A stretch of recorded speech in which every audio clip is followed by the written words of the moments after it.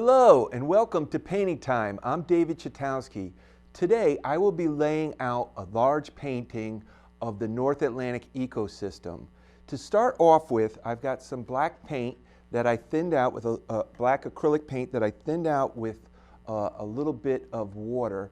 And I'm going to be starting in the right corner, and this is the island of Aquidneck, and this is going to be the Castle Hill Light. And this is in the town of Newport, Rhode Island. So to start off with, I'm going to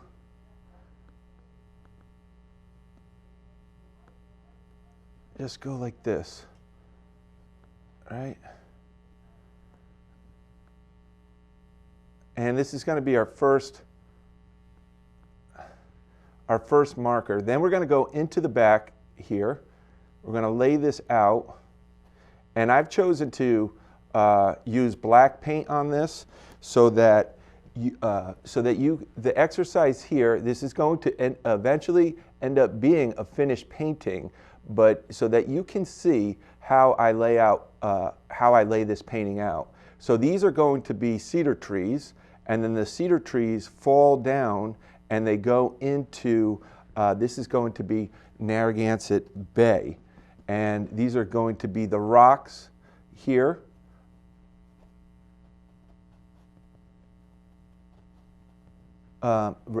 Castle Hill Light is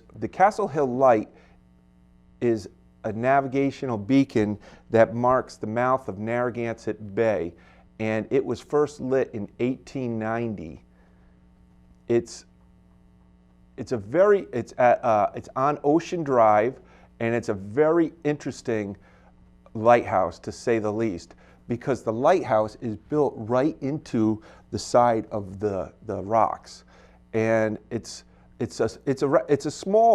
about 30 feet. The lighthouse itself is about 30 feet, and so the right side of this painting is going to be there's Castle Hill right there, lighthouse, and the rocks, right? And those are going to be, in the back are going to be cedar trees. And then we'll just, this exercise is, one of this exercise is getting you, the viewer, familiar with setting up the canvas. Now, on the left here, so here, this is going to be the mouth of Narragansett Bay, which is a very fertile area. On the left here, this is Conanicut Island, where is what we know as Jamestown. So this is on the west side of Narragansett Bay, and there's a fort over there called Fort Wetherall, and that is a really interesting place to go and hike. And there's a lighthouse over here, another lighthouse over here, and we're just going to mark this lighthouse. We're just setting up, that's going to be Beavertail Light. And that is on the, originally the island's known as Conanicut. So, in between is the Pell Bridge. So I'm going to use a thin brush, and to mark the bridge, I am going to just make a bow.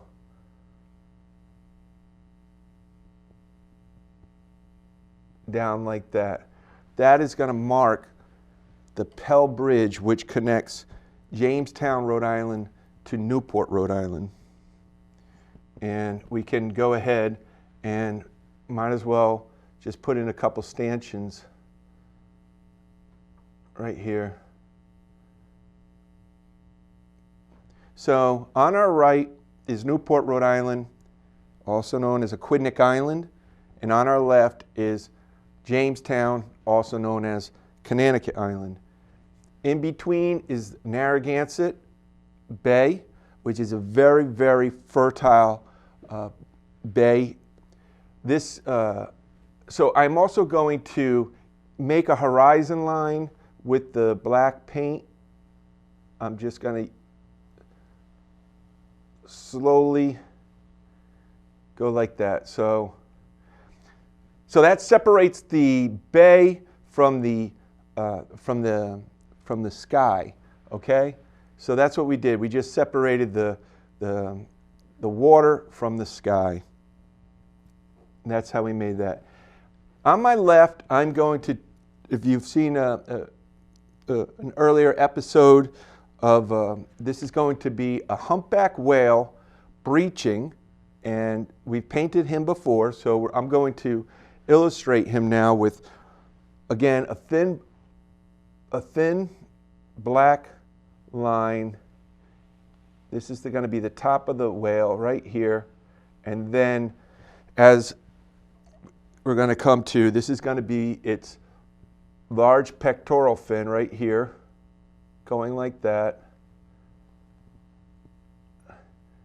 and that goes in like that. Okay, now as I told you before, the humpback gets its name from this bump right here. I'm about to do it right there. That's the hump. That's the hump on the humpback. And then I'm going to come down here and make the fluke, which is what you call the tail of a whale, is called a fluke. Goes like this. And this is called the median notch, like that. The humpbacks whales, and I'll give you an example. Humpback whales have on their tails, on their fins, even on their nose, they've got bumps. Like I'm going to make one right there and right there and right there. And scientists think that these bumps break up the tension of the water and allow the animal to be more hydrodynamic. It's quite interesting. That's going to be the belly. It turns, and then we go into the tail area there. This, we can just draw this around like that, okay? And then this comes down. This is going to be its left pectoral fin. And remember how I was saying that it's bumpy? This is the front. This is the cutting edge. So they're bumpy like that. And the Latin name of the whale, of the humpback, I'm putting in his eye now. Right, like that. Means giant, big-winged New Englander. Like that. See how I did that? So then we're going to do its mouth, like this, and down like that. And then we do these pleats, and those allow those lines allow the jaw of the whale, and these are those bumps that I was telling you about. And then we come in like this, and we connect right there. And then, oops, I have a little smear action there. All right, so here, right here, he's breaching the water. So it's kind of cool. We can,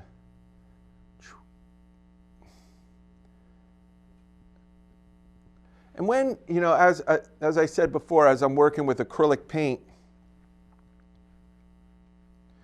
I'm not, you see I smeared it when I pulled back. I'm not concerned about that at all, because this is just the beginning. This is really, I'm sketching with paint is what I'm doing.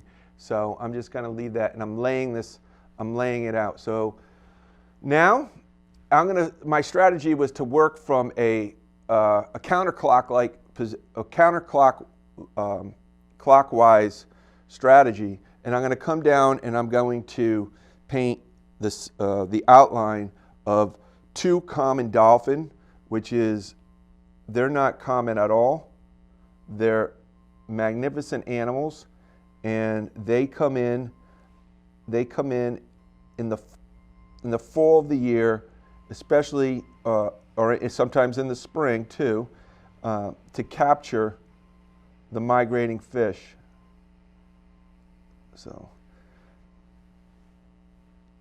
a big thing about painting is laying out your composition, and then you don't have to necessarily have it all figured out, because in a real sense, once you start and you may have an idea, it's very interesting how the painting itself can help you along. In an earlier episode, when I painted the humpback whale, I had the idea that I was going to paint an underwater scene, but it was too complicated. So when I made the decision, as I was working on the painting, I made the decision to not do the underwater scene. The painting just gelled, and I finished it, and I was very happy about that.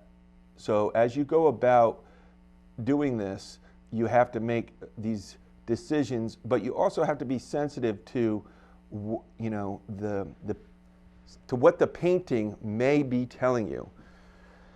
So on that note, I'm going to go with a little bigger brush, and I'm going to just help us along with visually, and this is so that we can see where the top of the water is here. That's where the top of the water is going to be. And we're going to come like this. This is going to be the top of the water. So everything below this line that I just made is underwater. And I can show you a trick, a technique that I developed is I do, to show the underside of waves, I do a technique like this. That's how I do it. I do this mark like this with the paint. See how I do that? And that's going to be the underside of the waves. Here's an example. And I try not to get too carried away. It's not written in stone, but they're there. And you don't have to be, so you have to imagine yourself underwater looking up and seeing the bottom of the waves above you. And I've done that many times while snorkeling to study how the waves and the light goes through that. So those little marks help like that, to help us. So now we're going in a clock-light manner. And so let's come now, and one of Rhode Island's premier game fish is the bluefin tuna. So I'm going to paint a silhouette of a bluefin tuna right here. And they are a giant fish.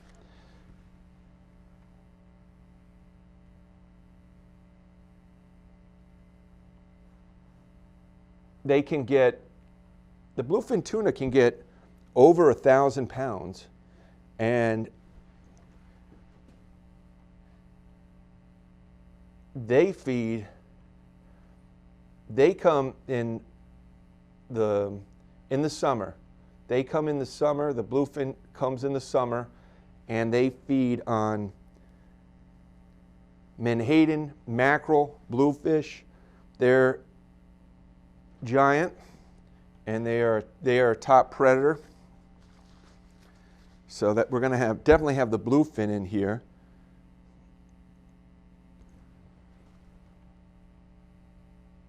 In Rhode Island, we have a lot of different. We have several other tuna species in Rhode Island, and the bluefin is the biggest.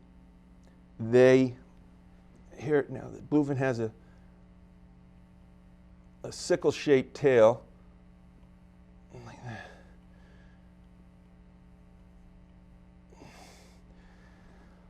So I have this whale. There's also motion with paintings. I have this whale going like this. I have these dolphin coming in like that. I have this bluefin tuna coming like that. So a lot of the times, interestingly enough, as I am working counterclockwise, sometimes my paintings go in a clockwise. The actual flow of the painting will go in a clockwise manner, and I do that on purpose to keep the viewer engaged. This could possibly be like an escape. This guy going to the left. Underneath the bluefin tuna, let me just put in his gill plate. Put an eye. Underneath the bluefin tuna is going to be none other than the striped bass.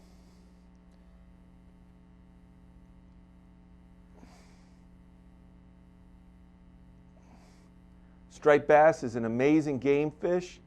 It's one of fish that I really enjoy fishing for. I like to fish for striped bass from shore, casting. And they have 7 stripes, so just to give you an idea, there's 1, there's 2, there's 3, 4, 5, 6, 7. And that's a striped bass.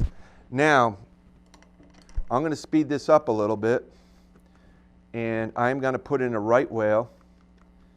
I'm going to use a little bigger brush, thin my medium.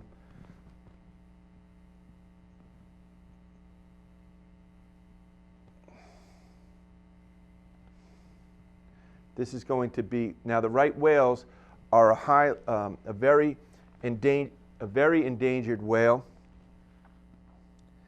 There's 350 of them left, or less than 350 left, and they feed on copepods, and they come to New England, and I've done a painting, an episode just painting the right whale. You see, one of the ways to determine is they have a really super low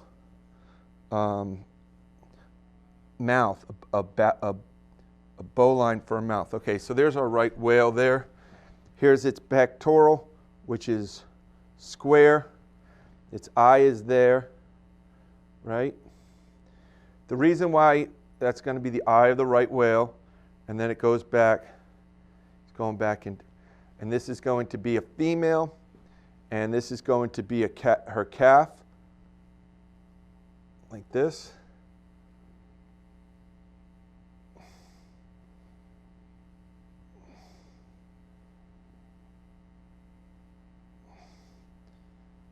And they're feeding on copepods, and copepods are small shrimp-like animals that feed on the copepods feed on plankton. All right, so that's going to be our calf. Now, there we go. Now let's put in our ground.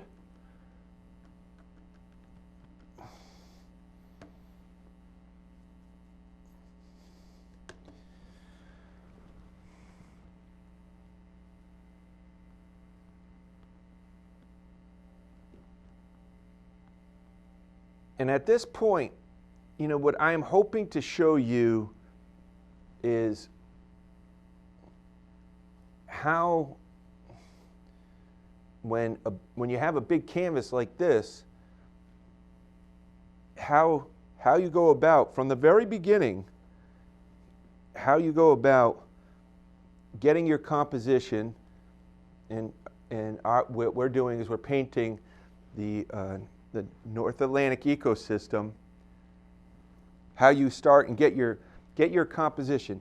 Now I want to paint in a fish along the bottom. They're bottom fish, and they are the fish that made North America.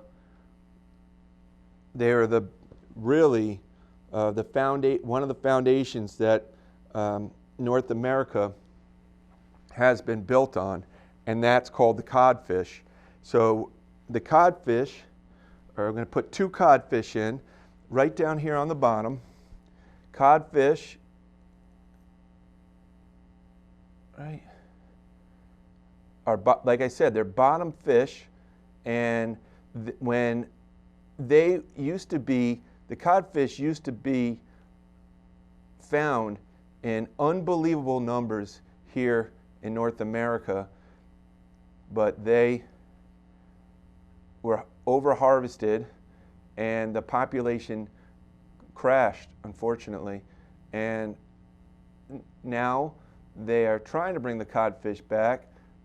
The codfish has a barbel, and a barbel on a fish is like a small appendage from their chin that they use to, like a whisker on a cat. Okay, and so we have another one.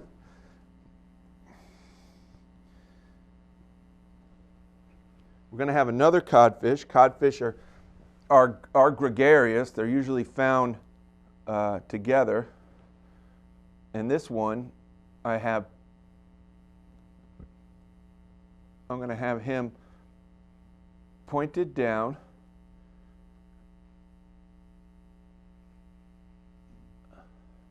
Like this, like this, like that, like that. All right.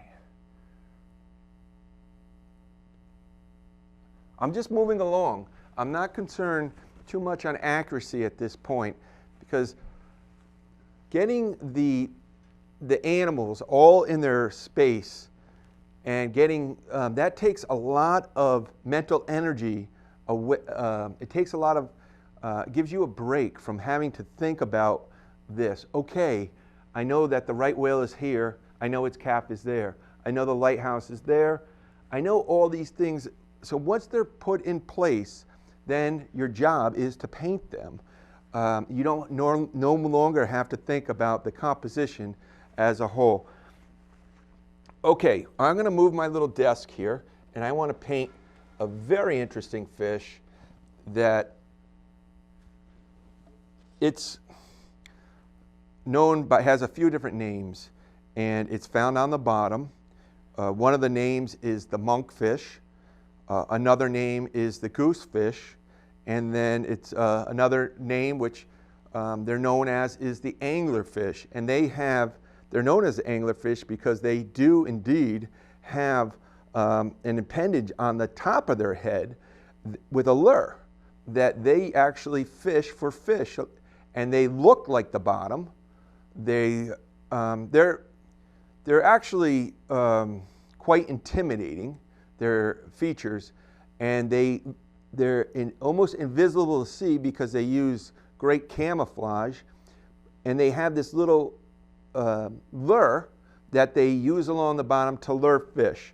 And then once the fish gets attracted to the lure, they eat it. They have a gigantic mouth filled with tons of teeth, and that's the anglerfish, and that's him right here. I'm going to put him down along the bottom.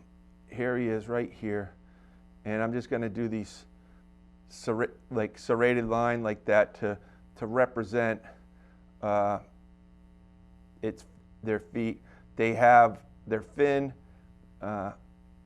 is strong. Their pectoral fin is, almost indeed like that of a, almost like more of an appendage that they use to climb or to kind of like walk, in a sense, along the bottom. And we're gonna. This is the anglerfish, and they're actually quite good to eat, and they're known in the market It's called monkfish, and I'm going to be putting in its, right now I'm going to be putting in its lure right here. Okay, like there. And I might as well give you an idea on the cod. Put in the, just kind of put in their eye like that, a little gill plate. Putting the eye on the striper, and this striper is going to be feeding on some menhaden, and that's what we're going to be doing. We're going to be filling in the plankton. Eventually, once you start coloring with the paint, we're going to be doing plankton into copepods that the right whales are feeding on. And then that just reminds me that also feed on the copepods are these little fish along the bottom. They're about the size of a pencil, and they're not well known, but they're extremely important to the ecosystem of the North Atlantic. And it's called the sand lance. And they actually do indeed live in the sand, and they can swim right into the sand and get shelter from it. So we'll do a couple sand lances there. I'll do one more over here, and then so they're going to be feeding on the small, and I can even put down along the bottom. This will be a clam, and have its kind of siphon like that.